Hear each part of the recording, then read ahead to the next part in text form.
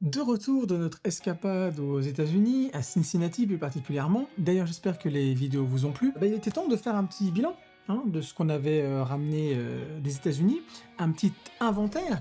Inventaire, je rappelle, c'est l'émission du Ocho Picture Club où l'on revient chaque mois sur les films Blu-ray, Blu-ray 4K, DVD qui sont rentrés dans la collection du Ocho Picture Club. Donc, comme vous pouvez le voir, on n'a pas chômé lors de nos petites excursions aux États-Unis et on a trouvé quelques pépites. Il était question pour moi de trouver certains titres qui n'étaient ni sortis au cinéma en France, ni en support physique, voire même pas disponibles sur les plateformes. Donc commençons par The Rule of Jenny Penn de James Ashcroft, réalisateur dont c'est le deuxième long métrage. Tout ce que je peux dire, c'est quelle maîtrise pour un deuxième long métrage. Donc moi, ce qui m'a attiré directement vers ce film, c'est bien évidemment la présence de John Lithgow, que vous connaissez si vous êtes un aficionados des films de De Palma, mais pas que, c'est aussi le redoutable Trinity dans la saison 4 de Dexter. Donc on retrouve John Lithgow et Geoffrey Rush. Geoffrey Rush qui est un juge aux idées bien arrêtées et qui va se retrouver après un AVC dans une maison de convalescence. Et il va croiser le redoutable John Lithgow.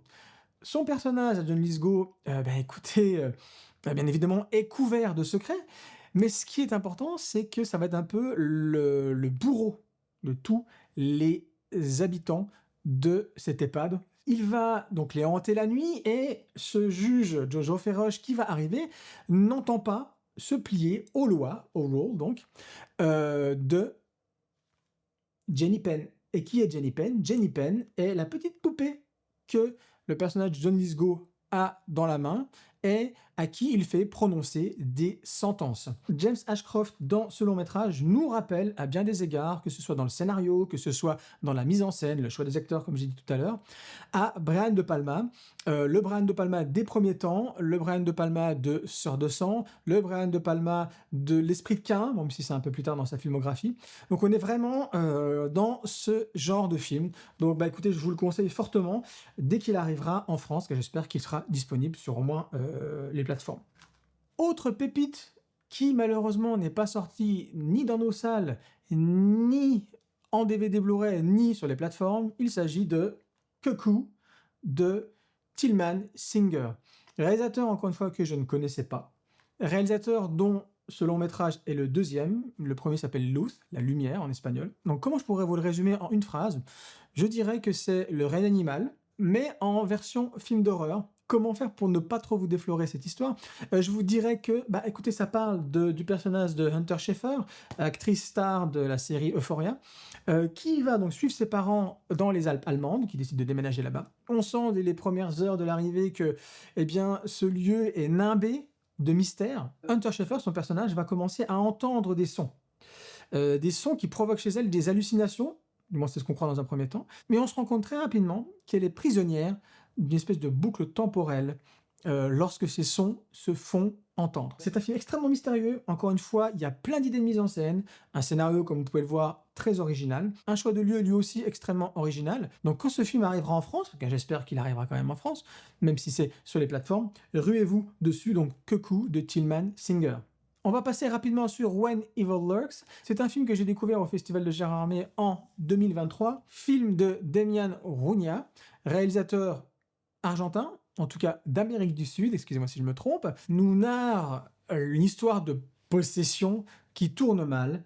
Et cette possession a cette particularité qu'elle se transmet très rapidement d'un être à l'autre. On se retrouve avec notre personnage principal dans la maison d'une vieille dame qui a un enfant, un adulte, mais qui est obèse, mais surobèse, et qui s'apparente littéralement à un monstre. On apprend très rapidement que c'est dû à sa possession. Ils doivent le sortir de la maison. Le problème, c'est qu'en le sortant de la maison, la possession va se répandre un peu partout. C'est un film extrêmement surprenant, un film extrêmement violent, et un film qui ne fait pas dans la dentelle et n'épargne personne. Vous êtes un enfant, vous pouvez mourir aussi, il n'y a pas de problème, pas de tabou chez ce réalisateur-là. Ce film est disponible en DVD et Blu-ray, vous pouvez le trouver aussi sur les plateformes, c'est juste que voilà, je l'ai trouvé aux États-Unis, je l'ai pris là-bas. Donc, When Evil Lurks, allez-y, foncez, valeur sûre, pas de problème. On reste au Festival de Gérard Armé avec Oddity. Je vous en ai parlé en janvier 2025, en tout début d'année. Pourquoi? Parce qu'il m'avait extrêmement marqué lors de ce festival. C'est un film de Damian McCarthy. On retrouve l'actrice de Sam Hain, qui était aussi un film d'horreur, qui revenait aux sources d'Halloween. Oddity nous parle d'un couple qui décide de s'installer dans une maison au fin fond de la campagne british. Et très rapidement, la femme va se retrouver seule la nuit dans ce cottage, on peut appeler ça comme ça, et on va avoir droit à un home invasion, c'est-à-dire qu'un homme va vouloir rentrer dans la maison, mais lui dit que des personnes sont déjà rentrées sans qu'elles s'en rendent compte. Donc quelque part, cette personne qui toque à la porte vient pour la prévenir. Bien évidemment, il a l'air assez chelou, donc elle ne le croit pas. Le problème, c'est qu'il avait raison. Le film part donc sur une base de home invasion pour aller tout doucement vers un pur film de fantôme. C'est un film remarquable, encore une fois, qui nous surprend de séquence en séquence. Des fois, on se dit, mais attends, qu'est-ce qui se passe? Je suis dans un flashback, à l'ère victorienne, pas du tout, on est encore de nos jours. On est à la ville, ensuite on est à la campagne. Voilà, on est promené tout le temps, et vraiment, les poils se sont hérissés sur mes bras. Ça faisait longtemps que j'avais pas eu aussi peur au cinéma, et pourtant, j'en ai vu des films d'horreur. Donc Oddity, si vous voulez avoir peur, et si vous voulez être surpris, allez-y. Bon, on revient sur du classique. Hein, si vous vous souvenez, celui-là, je l'ai pris, et vous en étiez les témoins, lorsque j'étais à Cincinnati au Walmart, avec sa magnifique couverture qui brille dans la nuit, spécial Halloween, hein, c'est l'édition spéciale Halloween. Le Salem's Lot, ce n'est pas le remake qui est sorti il y a quelques temps sur HBO Max, c'est le film de Tobe Hooper qui date de 1979. Alors je ne vais pas vous en parler très longuement, juste une petite anecdote. Donc c'est une adaptation d'une œuvre de Stephen King, et c'est la première fois que j'ai ressenti une telle peur lors d'une lecture. Je ne pensais pas que la lecture pouvait procurer autant de peur. Donc, enfant, ça m'a vraiment marqué. Donc, écoutez, je n'ai pas encore vu, voilà, pourtant j'ai vu pas mal de films de Tobe Hooper, le réalisateur de Massacre à la tronçonneuse notamment, mais celui-là, je ne l'ai pas encore vu, donc tout ce que je peux vous dire, c'est que ça parle de vampires. Voilà, donc je vous en reparlerai lorsque je l'aurai vu, mais en tout cas, ce que je peux vous dire, c'est que le roman a été un traumatisme à l'époque, donc j'ai hâte de le voir. Et on clôture notre sélection film d'horreur aux États-Unis avec The Keep. Je pense que vous connaissez. Et si vous le connaissez, c'est peut-être sous le titre de La Forteresse Noire.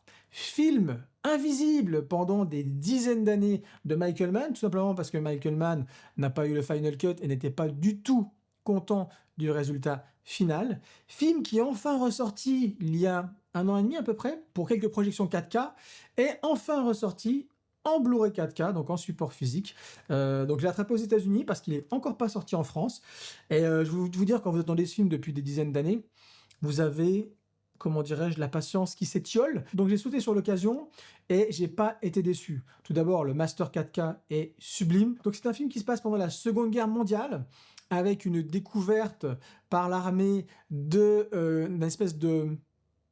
un temple, on pourrait dire. Et cette armée va se faire décimer par une force venue d'outre-tombe, si je peux dire, ou venue de notre dimension. Et c'est vrai que voir Michael Mann, qui nous a habitués aux films de gangsters, aux films en tout cas thrillers policiers, le voir faire une incursion dans le cinéma d'horreur ou le cinéma de genre, c'est extrêmement surprenant, mais c'est extrêmement réussi aussi. Et donc on a un petit peu la grammaire de Michael Mann dès le début du film, lorsque cette armée nazie arrive, donc ça se passe en Roumanie, arrive dans ce village de Roumanie, on a ce ralenti, ces gros plans sur les visages, pour faire ressortir les émotions et les sentiments de ces villageois.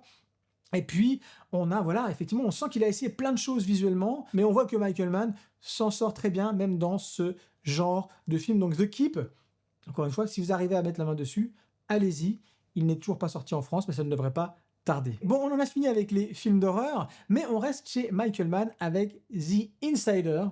Encore une fois, un film qu'on ne trouve pas en France, du moins pas en Blu-ray, on le trouve en DVD, on le trouve sur les plateformes, qui est peut-être mon Michael Mann préféré. Alors, The Insider, ou Révélation en français, je vous donne quand même le titre en français, nous parle d'un journaliste, d'investigation, qui va recevoir un jour un dossier incriminant la société Philip Morris, qui fait des cigarettes, comme vous le savez, en mettant en avant que la nicotine, eh bien, est extrêmement nocif pour la santé. Les lobbies de la cigarette, et notamment, bien évidemment, Maurice, vont essayer de mettre la pression sur ces personnes-là, et va s'en couler vraiment un thriller paranoïaque. On retrouve dans le rôle de l'investigateur Al Pacino, et puis Russell Crowe qui était à son prime à l'époque, qui est lui la personne qui a l'information, qui a travaillé pour Philip Morris et qui a les informations, et qui va se retrouver littéralement chassé par les lobbies de la cigarette. Donc Insider, thriller psychologique, à ne pas manquer si vous ne l'avez pas encore vu. Il n'y a pas que Hit de Michael Mann, ce film-là est incroyable. Restons chez les grands réalisateurs et les grands scénaristes américains avec Hardcore de Paul Schrader. Vous connaissez certainement Paul Schrader parce que c'est le scénariste de Taxi Driver, le chef-d'œuvre de Martin Scorsese. Paul Schrader passe derrière la caméra avec ce film qu'il réalise 3 ans après Taxi Driver, donc en 79. On va suivre ce personnage qui est un businessman, on peut dire, du Midwest, extrêmement croyant, et sa fille aînée va partir en voyage scolaire. Sa fille, arrivée à destination pour son voyage scolaire, va disparaître. Comme souvent avec Paul Schrader, que ce soit dans Taxi Driver ou dans dernièrement Master Gardener, que je vous conseille aussi, on va suivre vraiment la destinée de ces personnages qui grandissent dans un système de valeurs et qui vont devoir à un moment donné, pas en faire fi, mais en tout cas mettre de l'eau dans leur vin, ou en tout cas remettre en question peut-être ces valeurs pour pouvoir atteindre quelque part une certaine forme de béatitude, je peux dire, pour rester dans un jargon religieux, une certaine forme de révélation en tout cas. Donc c'est un film que je vous conseille, mais soyez prévenus, c'est un film qui est extrêmement difficile à regarder. Restons chez des réalisateurs que j'affectionne tout particulièrement avec Incendie de Denis Villeneuve que vous connaissez bien évidemment pour ses Dunes, et aussi pour Premier Contact, qui est sûrement mon film préféré de lui. Donc Denis Villeneuve, dans Incendie, nous propose de suivre ces jumeaux, à la mort de leur mère, vont se retrouver chez le notaire, et le notaire va leur tendre 2 lettres. Une lettre qui est destinée à leur père, que eux pensaient mort, et une autre lettre destinée à un frère, dont ils ignoraient l'existence même. Le film commence au Québec. Vous savez que Denis Villeneuve est canadien. Et le film va nous emmener au Liban, sur les traces, écoutez, les aïeuls de nos 2 jumeaux. Comme vous le savez, Denis Villeneuve adore rentrer dans des psychés compliqués, complexes, et surtout aime confronter ses personnages à des situations ou à des choix pour le moins cornéliens, mais en tout cas des choix psychologiques difficiles. Là, on est vraiment dans ce genre de récit. Incendie est sorti avant Prisoners, film qui a révélé Denis Villeneuve, et c'est vrai que je l'ai vu à l'époque à sa sortie au cinéma, et je ne l'ai pas revu depuis, et vous avoue que j'ai vraiment hâte de le redécouvrir, de le faire redécouvrir. Voilà, encore un film qui est extrêmement difficile à trouver en Blu-ray ou en DVD en France. C'est comme pour Hardcore, un film qui n'est pas facile à regarder, mais que je vous conseille vivement. Décidément, cette émission est sous le signe des réalisateurs que j'admire énormément, parce que là, je vais vous parler d'un film de Spike Lee, Red Hook Summer, que je n'ai jamais vu et que je n'ai toujours pas vu. C'est un film qui est sorti en 2012, apparemment, qui nous parle un prêtre qui vient d'Atlanta et qui s'est installé à Brooklyn dans le quartier de Red Hook. Et lors d'un de ses sermons, une personne va prendre la parole l'accusant d'agression sexuelle à l'époque quand il était à Atlanta. Je ne peux rien vous en dire de plus que ça, étant donné que je n'ai pas encore regardé, mais soyez sûr que je reviendrai dessus. Je peux juste vous dire que je trouve marrant que tous ces films de Spike Lee ressortent au fur et à mesure en Blu-ray, même si pour moi son meilleur film n'est pas encore ressorti, c'était La 25e heure, on l'attend toujours. Mais c'est marrant de se dire que depuis son succès avec Black Landsman, Spike Lee est en train de revenir au devant de la scène. Dès qu'un de ses films sort, c'est un phénomène, on le voit encore sur Highest to Lowest avec Denzel Washington, disponible sur Apple TV, qui est un nanar innommable, c'est vraiment... Voilà. On ne sait pas si on doit rire, on ne sait pas si on doit pleurer. Mais en tout cas, ce qui est sûr, c'est que Spike Lee est invité partout, et même pour des pubs de montres, des pubs d'habits, des pubs de tout. Donc Spike Lee, c'est bien, hein, voilà, d'avoir la reconnaissance à cet âge-là. Le problème, c'est qu'on aurait voulu qu'il ait cette reconnaissance au moment de The Right Thing, de Malcolm X, de Clockers, de La 25e heure, voilà, et non pas de films que je juge mineurs. Mais en tout cas, une chose est sûre, c'est que dès que Spike Lee sort quelque chose, ou j'apprends qu'il a sorti quelque chose, parce qu'il fait aussi énormément de documentaires sur différents sujets, mais qui ont généralement trait à la communauté afro-américaine, eh bien je saute dessus, et il y a toujours des choses bonnes à prendre chez Spike Lee. Donc Red Hook Summer, je vous en parlerai dans une prochaine émission. Et on termine cette émission avec Un film dont je vous ai déjà parlé, parce qu'il pour moi il est un des 2 meilleurs films de Adam Sandler. Il s'agit de Uncut Gems. Et oui, Uncut Gems en Blu-ray, c'est fantastique. Vous voyez, voilà.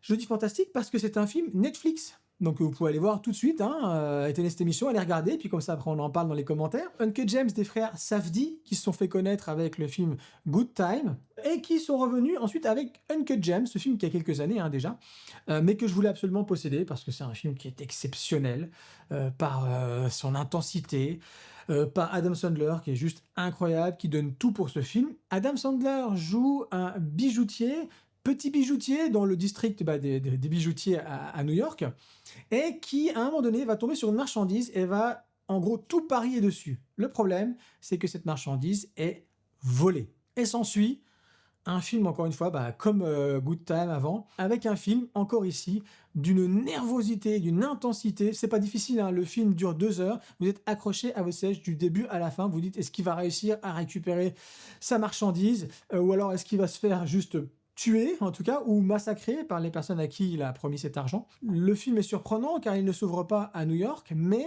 en Afrique, et dans des mines de pierres précieuses. Séquence 2, on voit pendant le générique des images qu'on dirait des radios, ou des IRM, ou des échographies.